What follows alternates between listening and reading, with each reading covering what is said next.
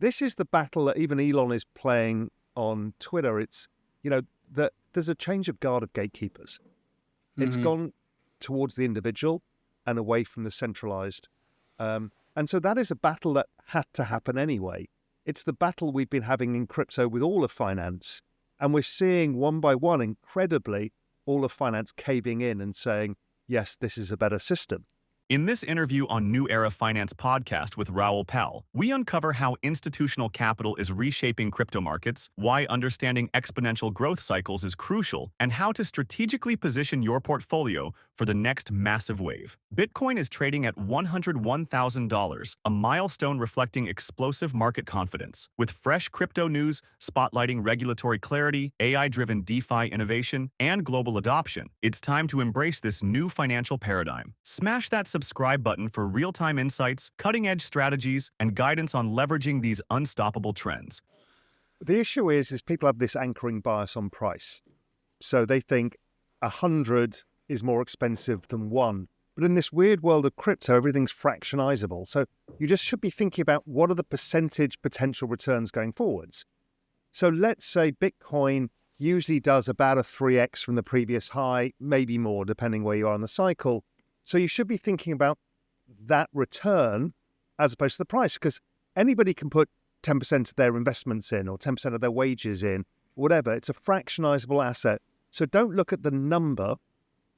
Look at what you can buy of it and the percentage potential returns.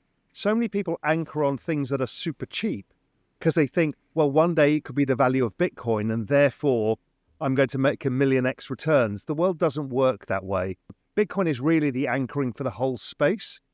And over time, right, this space is a $3 trillion asset class today. If I extrapolate the trend rate of growth of adoption or price or market cap, you get to somewhere like 100 trillion by 2034, 10 years. So we're only 3% of that journey. So is it expensive or not expensive? It's probably very cheap. And at every point, and I've been around this cycle, I've been in crypto since 2013, everybody thinks, oh my God, I'm paying the high. And when you look back, when I paid the highs at 200 back in, well, it actually went up to 1,000 and went back down again. Back in 2013, I'm like, I paid the highs. And then I look back now and it's 100,000. That's the thing about exponentiality. People don't understand. They see the cyclicality, but they don't understand the secular exponential trend. So we need to look at what media now. So, we see CNBC in the US is actually quite pro-crypto. So they crossed the Rubicon. So that's the kind of boomer investor generation, and they kind of get a lot of exposure to it. The real pushback is from two sources, the Financial Times and The Economist. And because they are the gatekeepers to the centralized world of finance, they are the power brokers of knowledge. It doesn't exist unless it's in the FT or The Economist has an opinion on it.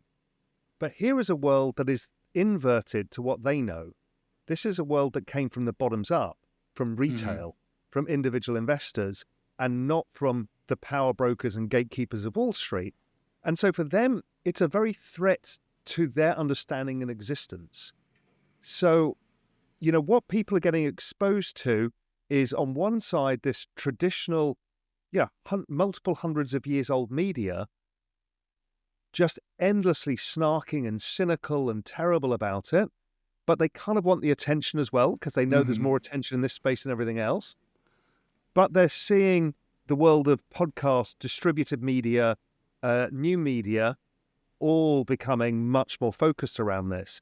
As discussed by Raoul Pal, let's explore how exponential cycles fuel crypto booms, how institutions entering the space signal a lasting regime shift, and how to navigate volatility for sustainable gains. These insights empower you to look beyond short-term noise and embrace the long-term vision. Now, let's hear more from Raoul Pal. It's an extraordinary thing that I never thought I did think I'd see, but just seeing it play out from 2013 onwards, it's been amazing. The power that this thing has done it's like a massive, supermassive black hole. One by one, everybody comes across into this new world because the returns are better, the opportunities are better, and the system It's just more robust. It's just a better way of building finance and the internet.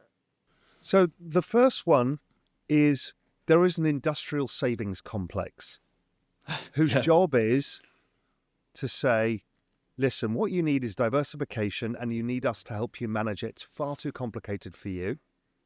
In return, we'll give you 8 or 9% returns. But they're not understanding that their audience has changed. Their audience is not baby boomers who did pretty well in their careers and had some savings, even though the baby boomers are actually very skewed. There's a whole bunch with no savings at all, because the system let them down too, which was their savings never equated to an ability to retire. The median 401k in the United States of a baby boomer is $150,000. They're so fucked. Mm-hmm. But you see the average is miles bigger. It's over $1 million. Why? Because it's skewed by the super rich. But then when you go to younger people, 8% returns, considering they've come out of university in debt, considering house prices are 10 times incomes or more, have zero chance of getting up the ladder on an 8% return. So there's the boomer industrial savings complex trying to tell them what works for those guys, but not what works for the customer. And the customer, the client, has a very different need. And so what they've done is that trust broke down in 2008 and 2012 in Europe. The trust of banking, the trust of intermediaries, trust of the middleman, trust of the system. And people have taken it into their own hands. And it's not just in crypto. We see the massive rise of retail trading of options in tech stocks.